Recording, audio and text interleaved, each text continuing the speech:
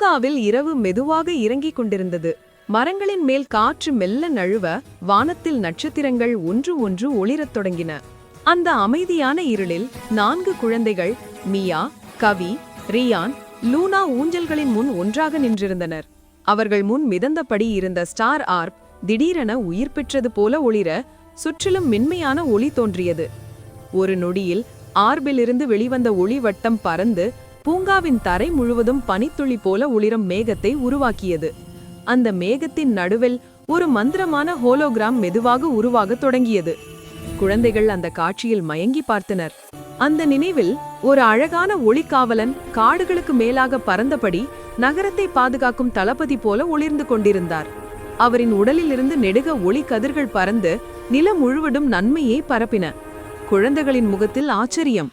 Wow, இவ்ளோ சக்தியா என்று ரியான் தன்னிடமே கிசுகிசுத்தான். ஆனால் அந்த நிமிடத்திலேயே ஒரு கூர்மையான கருப்பு பிளவு காவலனின் பின்னால் தோன்றி உயிர் பெற்று அவரை சுற்றியது. அந்த இருள் மெதுவாக அவரின் மார்புக்குள் புகுந்து ஒளியை தின்றது. மியா ஒரு படி பின்வாங்கினார். இது என்ன நடக்குது? காவலனின் ஒளி குறைந்து அவர் வானத்திலிருந்து கீழே விழத் தொடங்கினார். அந்த விழுந்த தருணத்தில் அவரது இதயம் உடைந்தது போல அதிலிருந்து சிறிய கருப்பு துகள்கள் பறந்து காற்றில் சுற்றி மினி க்ளூம்ஸ்டர் உருவங்களாக மாறின.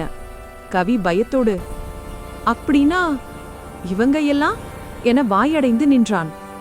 காவலனின் உடல் முழுவதும் இருளால் மூடப்பட்டு மாறிக்கொண்டே க்ளூம்ஸ்டராக வளர்ந்து கொண்டிருக்கும் போது காட்சி அதிர்ச்சியாகவும் துயரமாகவும் இருந்தது. லூனாவின் கண்களில் துளி பிரகாசம். மெதுவாக அவள் சொன்னாள், அவர் தீயவன் இல்லை, அவருக்கு உதவி தேவைப்பட்டவர். அந்த வார்த்தை கதைக்கு முழு அர்த்தம் தந்தது போல ஸ்டார் ஆர்ப் மெதுவாக ஒளி ஒன்றுவிட்டது. ஹோலோகிராம் மெதுவாக கரைந்து பூங்காவில் மீண்டும் அமைதி வந்தது. மாலை துளி ஒளியில் காடு அழைத்தது போல இருந்தது. காற்று குளிர்ந்தும் காடு சிறித பயமுறுத்தும் அமைதியுடன் இருந்தது. குழந்தைகள் காட்டு கிளியர்ட் இடத்திற்குள் மெதுவாக நடந்தனர். நடுவில் சிவப்பு, நீலம், பச்சை, மஞ்சள் என எல்லா சக்திகளும் உள்ளே சுழன்றபடி ஸ்டார் ஆர்ப் அவர்கள் கைப்பிடிக்கையில் மெல்ல துடித்தது. லூனா முன்னே வந்து ஆழ்ந்த மூச்சை இழுத்தாள். இது நம்மளால முடியும். அவர் ஒளியை மீண்டும் தரலாம். குழந்தைகள் வட்டமாக நின்று அவர்கள் கைகளை ஒரே நேரத்தில் ஆர்ப் மீது வைத்தனர். உடனே அது அவர்கள் விரல்களின் கீழ் உயிர் பெற்று மின்னியது. அதன் உள்ளிருந்து பல நிற ஒளித்தாள்கள் பறந்து மரங்களின் மேல், வானத்தின் மேல், தரையில் ஓடின. ஒளி வேர் பகுதிகளில் ஓடி காட்டு கருகிய பகுதிகள் மெதுவாக குணமடையும் போல் பிரகாசித்தது. அந்த ஒளி ஆழ்ந்த நிழலில் சுருண்டு கிடந்த க்ளூம்ஸ்டரை அடைந்து அவனை சுற்றி ஒரு ஒளி புயல் போல சுழன்றது. ரியான் மெதுமாக, இதுதான் அவர் திரும்ப வரும் நேரம். க்ளூம்ஸ்டரின் உடலில் விரிசல்கள் உருவாகத் தொடங்கின. முதலில் சிறிய கீறல்கள், பின் பெரிது. அவை கண்ணாடி உடைவது போல ஒளியுடன் விரிந்தன. பின் விளவு.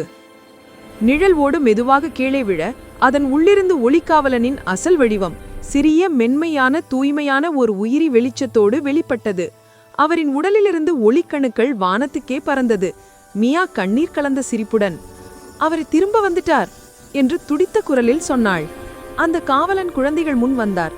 மெதுவாக தலைவணங்கி ஒரு மெல்லிய நன்றி ஒலி. பின்னர் அவர் தரையில் ஒரு சிறிய ஒளி விதையை கை வைத்து அது மெதுவாக காட்டின் எதிர்கால பாதுகாவலனாக திகழும் ரூனாக மாறியது. காடு முழுவதும் மின்மினி துகள்கள் மிதந்தன. காட்டு உயிரினங்கள் ஒன்று ஒன்று வந்து காவலனின் அருகில் துள்ளின. அவன் கடைசியாக குழந்தைகளை கருணையுடன் பார்த்து காட்டு ஆழத்திற்குள் மெதுவாக மறைந்தான். மேலே ஸ்டார் ஆர்ப் அமைதியான ஒளித்துடிப்புடன் மிதந்து புதிதாக பிறந்த அமைதி காட்டை சுற்றி முழுமையாக பரவியது. குழந்தைகள் சிரிப்புடன் ஒருவரின் ஒருவர் கையை பிடித்து அந்த மந்திரமான தருணத்தை